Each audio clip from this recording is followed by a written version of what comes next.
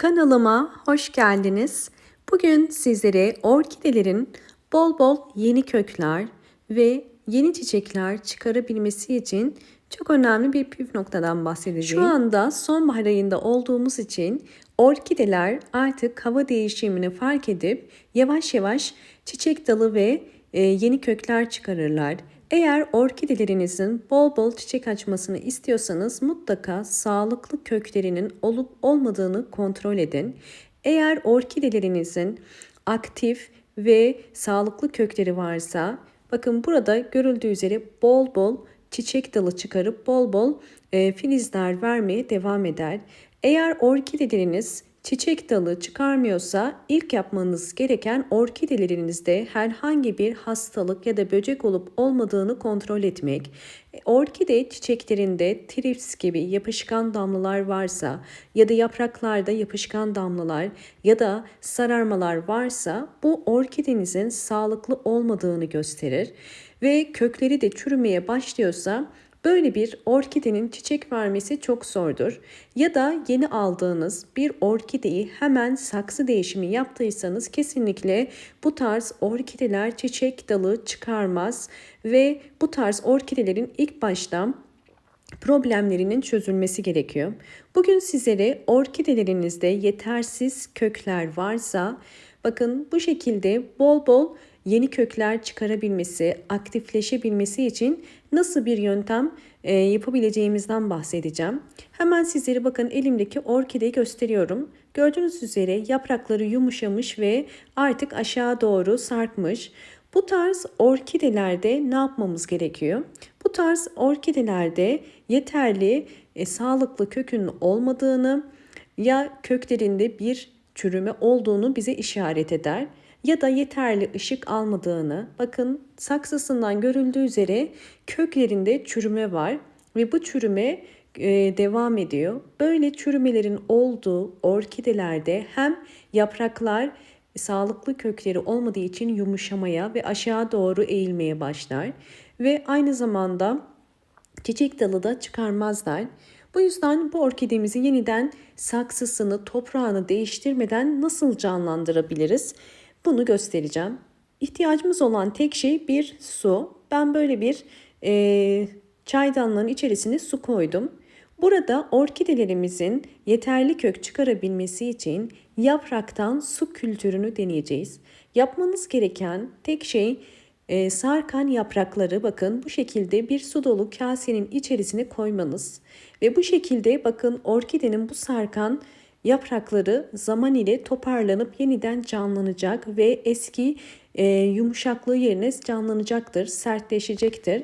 Orkidenizin sağlıklı, yeterli kökü olmadığı için hem orkidenin bol bol aktif kökler çıkarmasına, yeni kökler çıkarmasına yardımcı olur. Çünkü buradaki yöntem ile hem orkidenin sürekli nemli kalmasını sağlıyoruz hem de köklere güç vererek su kültürü uyguluyoruz. Ve bakın bu yaprakta sonradan çıkan bir yaprak. İlk halini sizinle zaten paylaştım. Gördüğünüz üzere yaprakları canlı ve sert. Bakın giderek yaprakları da artık toparlanmaya başlıyor. Sadece uç kısımlarında bir sarkma var. Bakın görüyorsunuz yavaş yavaş yukarı kalkıyor yaprakları. Bu da uygulamış olduğumuz su kültürünün başarılı olduğunu gösteriyor. Özellikle bu tarz su kültürü sonrasında orkidelerimizin yapraklarındaki canlılıkla birlikte yeni kökler çıkardığını da gözlemleyebilirsiniz. Özellikle kuruyan hava köklerinin ucu bakın aktifleşmeye bu şekilde kırmızı ve yeşile dönüyorsa artık hava köklerinin uç kısımlarıyla birlikte canlandığını gösterir.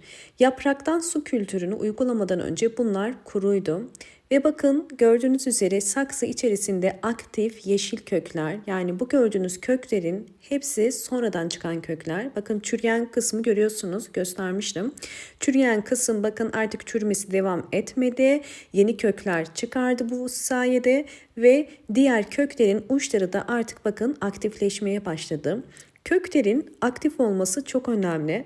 Çünkü orkidelerin kökleri sağlıklıysa uçtan uzamaya devam eder. Yani aktiftir.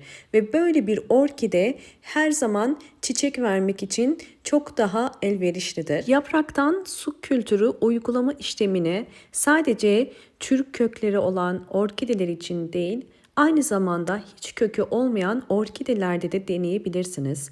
Hiç kökü olmayan orkideleri ters su kültürü yaparak, yani yapraklarını bu şekilde suyun içerisinde kalacak şekilde koyarsanız kısa süre sonra orkide yeniden gövde kısmından yeni kökler çıkarabilir. Bu işlem köksüz orkideler için de çok iyi bir fikir. Orkide köklerinin aktif olması aynı zamanda bol ışık almasıyla da orantılıdır. Eğer orkidelerinizin yaprakları bol bol ışık alırsa bu da orkidenin köklerinin sağlıklı ve canlı olmasına yardımcı olur. Özellikle sonbahar ayında olduğumuz için ve artık 4 mevsim yaşayan bir ülkedeyseniz eğer orkidelerinizi direkt pencere kenarına koyabilirsiniz. Geçici süreliğine sabah ya da ikindi güneşini alan bir orkide özellikle yapraklardan alırsa eğer bakın bu şekilde aktif ve sağlıklı kökleri oluşmaya başlıyor. Özellikle orkidelerinizin sağlıklı olduğunu hava köklerine bakarak anlayabilirsiniz. Hava kökleri eğer uçları yeşil, bakın bu şekilde aktif ise bu orkidelerinizin yeterli nem oranının olduğunu gösterir. Fakat hava köklerinin uçları yeşil değil ise bu ise orkidenizin yeterli neme sahip olmadığını gösterir. Bazı orkidelerde hava kökleri olmaz ama bazı orkidelerde hava kökleri vardır. Bu tarz orkidelerde hava kökleriniz varsa orkidenizin nem oranının yeterli olup olmadığını anlamak için köklerin uçlarının aktifleşip aktifleşmediğine bakabilirsiniz.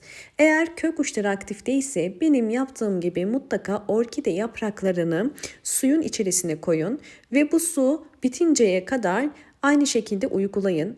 Su bittikten sonra tekrar suyu doldurarak orkide yapraklarınızı bu suyun içerisine koyabilirsiniz. Umarım bu videom sizler için faydalı olmuştur. Videomu buraya kadar izlediyseniz ve beğendiyseniz hemen beğen tuşuna basıp kanalıma da abone değilseniz eğer bana destek olmak için abone olmayı unutmayın.